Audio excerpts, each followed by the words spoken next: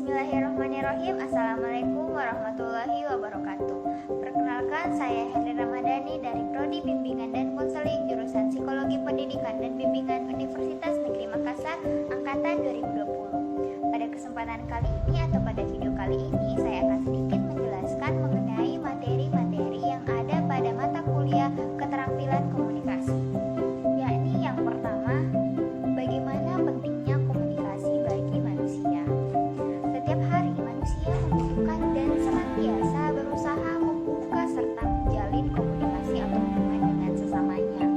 Dalam hubungan tersebut terjadilah proses sosial yang memungkinkan terjadinya interaksi, yang dimana interaksi ini terjadi antar individu atau antar komunitas.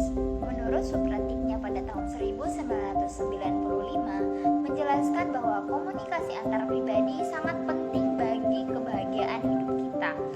Lebih jauh, menurut Johnson pada tahun 1981 menjelaskan bahwa terdapat beberapa peranan yang disumbangkan oleh komunikasi antar pribadi dalam rangka menciptakan kebahagiaan hidup manusia.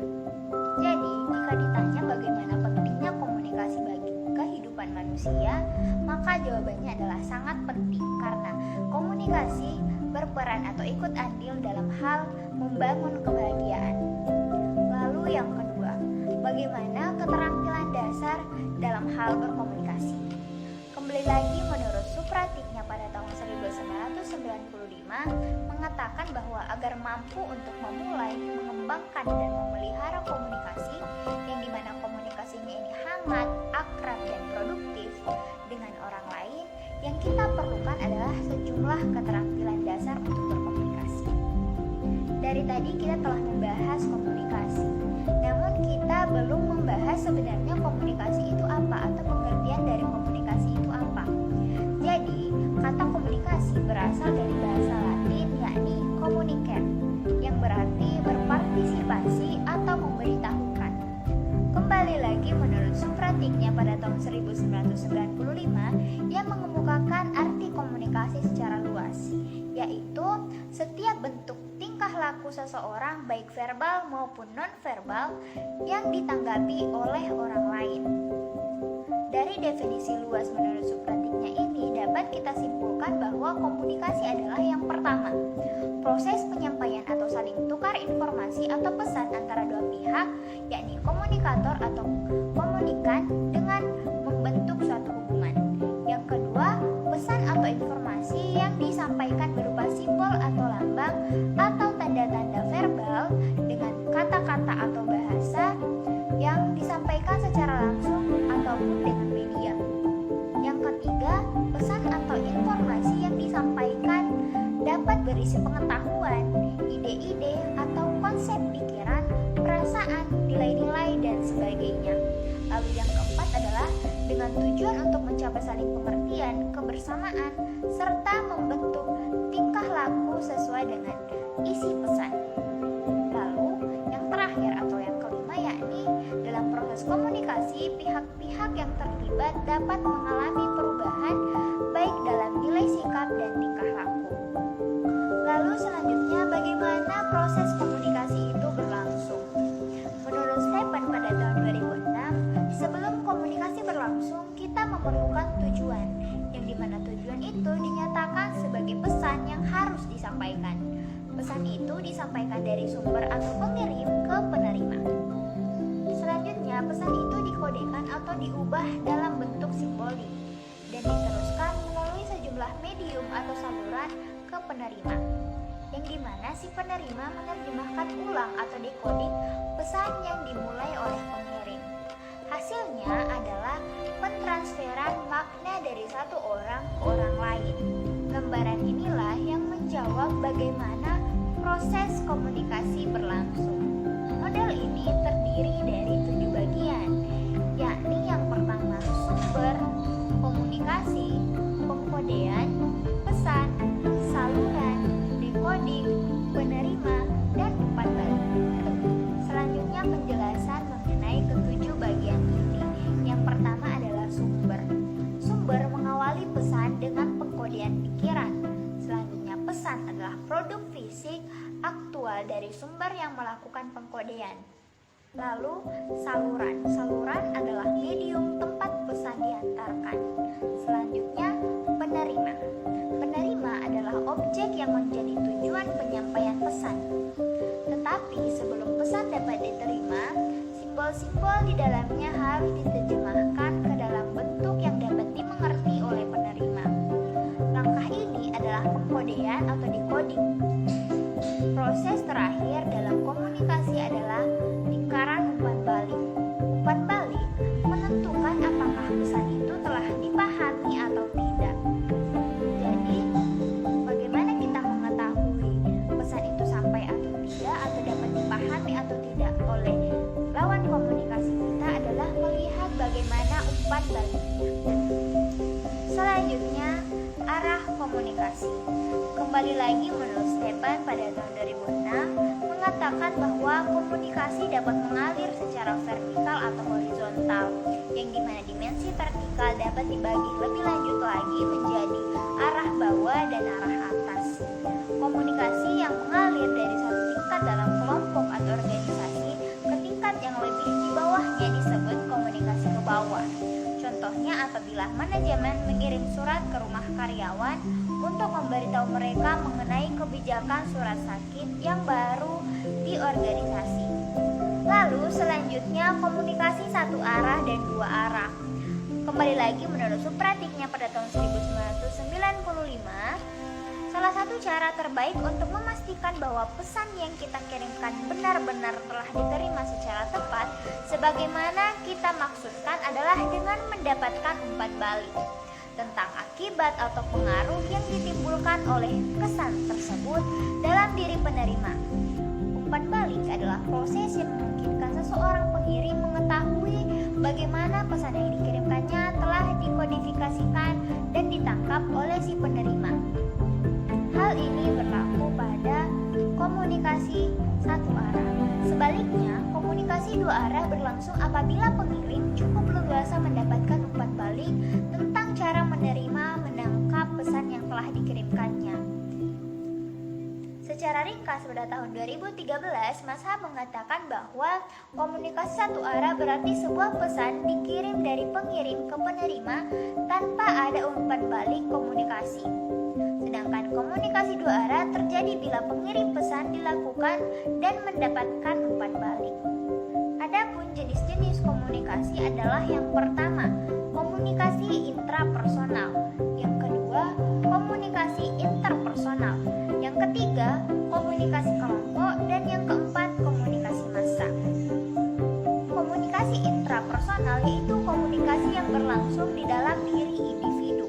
Sedangkan komunikasi interpersonal adalah komunikasi yang berlangsung antara pribadi yang satu dengan pribadi yang lain. Selanjutnya, komunikasi kelompok. Komunikasi kelompok adalah komunikasi yang berlangsung antara kelompok dengan kelompok, kelompok dengan individu, dan antara individu dengan kelompok. Komunikasi jenis ini berlangsung dalam rapat pertemuan atau konferensi dan sebagainya. Selanjutnya yang terakhir adalah komunikasi massa. Komunikasi massa adalah komunikasi yang berlangsung antara individu atau kelompok dengan organisasi yang halayak banyak atau massa.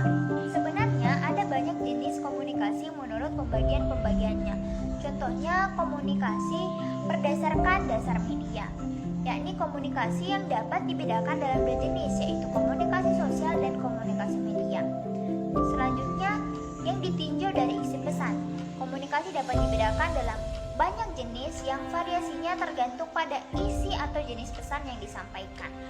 Yang dimana jenis-jenis komunikasi seperti ini adalah yang pertama, komunikasi pendidikan, yang kedua, komunikasi pengajaran, yang ketiga, komunikasi pembimbingan, yang ketiga, komunikasi politik, yang keempat, komunikasi kesehatan, yang kelima, komunikasi agama, dan komunikasi-komunikasi lainnya.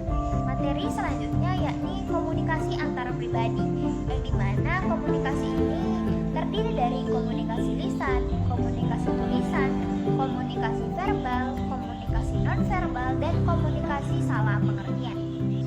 Komunikasi lisan adalah sarana utama untuk menyampaikan pesan, dan yang dimana keuntungan dari jenis komunikasi ini adalah kecepatan dan umpan balik yang dihasilkan.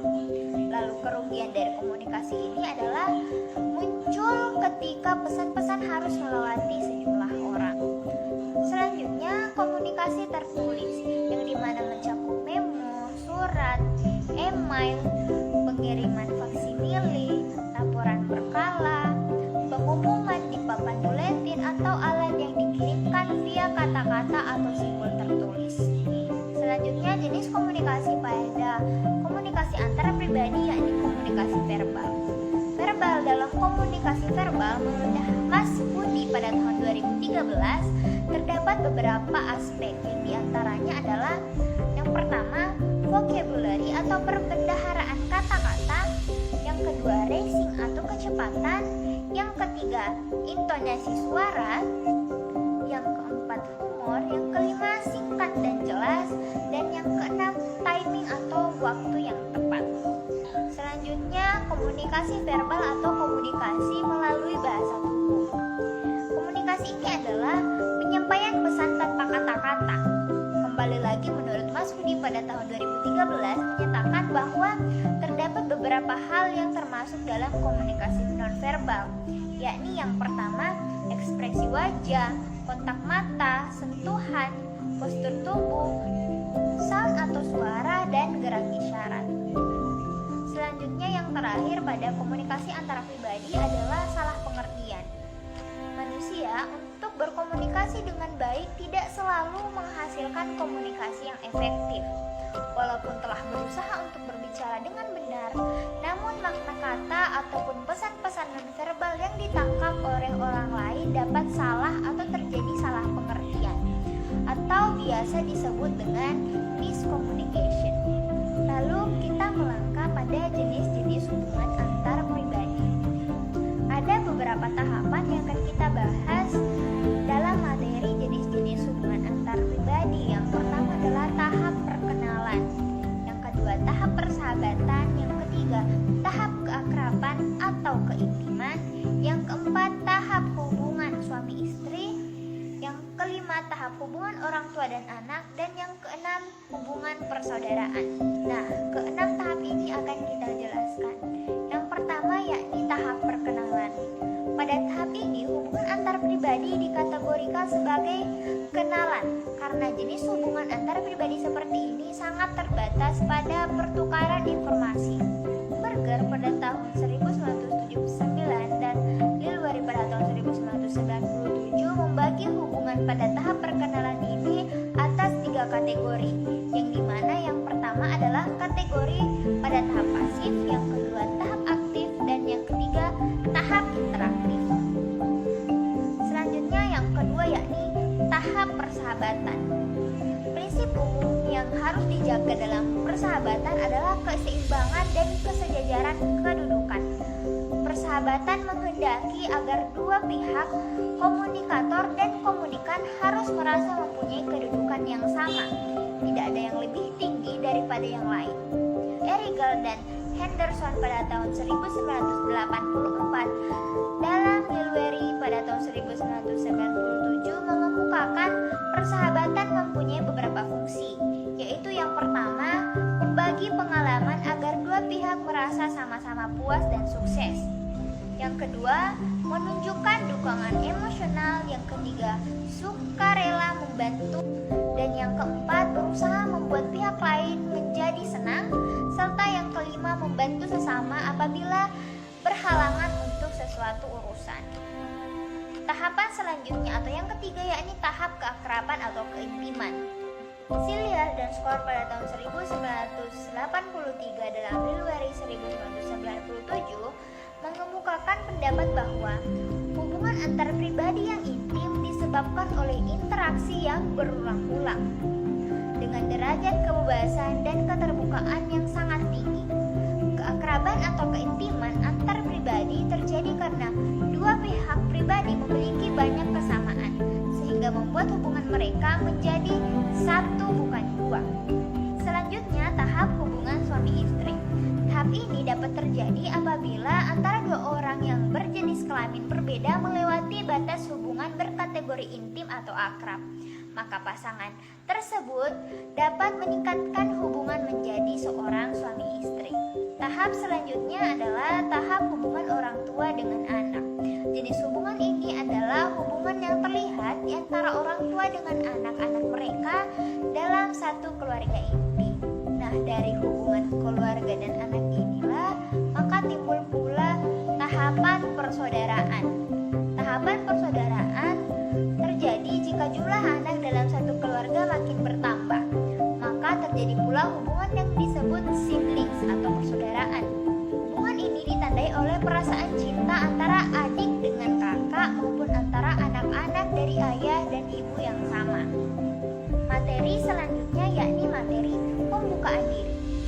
Dalam materi pembukaan diri ada 4 pokok bahasan. Yang pertama yakni self disclosure, yang kedua jendela johari, yang ketiga membangun kepercayaan, dan yang keempat mempercayai.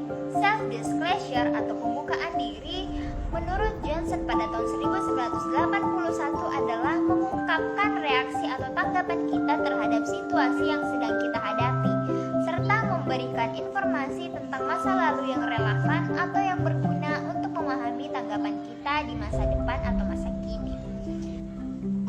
Kembali lagi menurut Supratiknya pada tahun 1995, membuka diri berarti membagikan kepada orang lain perasaan kita terhadap sesuatu yang telah dikatakan atau dilakukannya, atau perasaan kita terhadap kejadian-kejadian yang baru saja kita saksikan. Kembali lagi menurut Supratiknya pada tahun 1995, ada 2 cara untuk menjadi lebih memahami diri sendiri, yakni yang pertama mendengarkan diri kita sendiri, dan yang kedua meminta umpan balik dari orang lain. Bahasan selanjutnya adalah jendela johari. John Locke dan Harry Ingham melukiskan diri kita ibarat sebuah ruangan bersarang 4, yang dimana mereka sebut dengan jendela johari sesuai nama depan mereka. Serambi pertama berisi hal-hal yang kita ketahui dan diketahui pula oleh orang lain, maka disebut dengan daerah terbuka.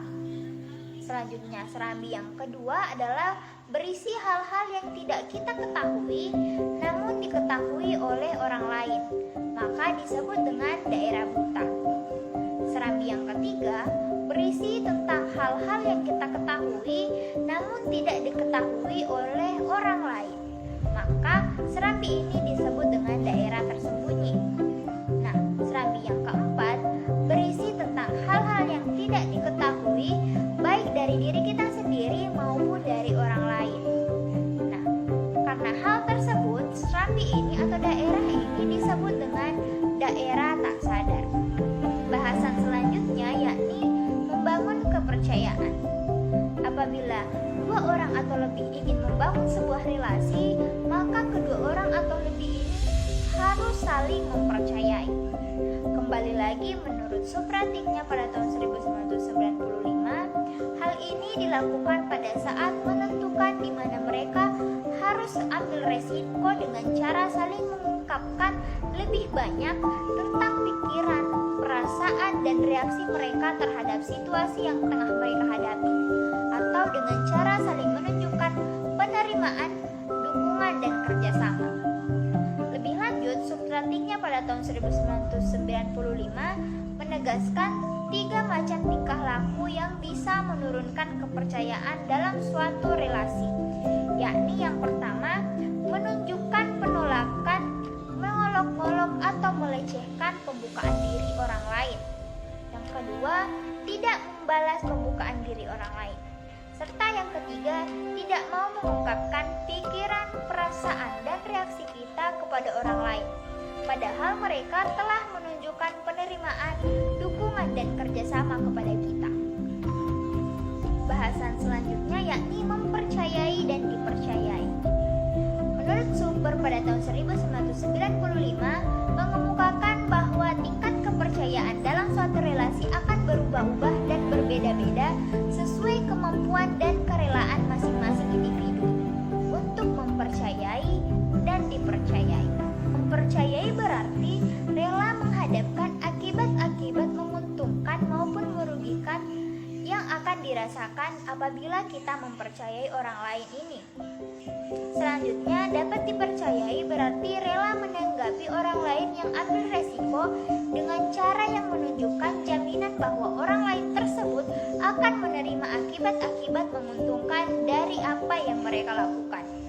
Materi selanjutnya yakni hambatan komunikasi efektif, yang dimana ada faktor-faktor yang dapat menghambat hal tersebut.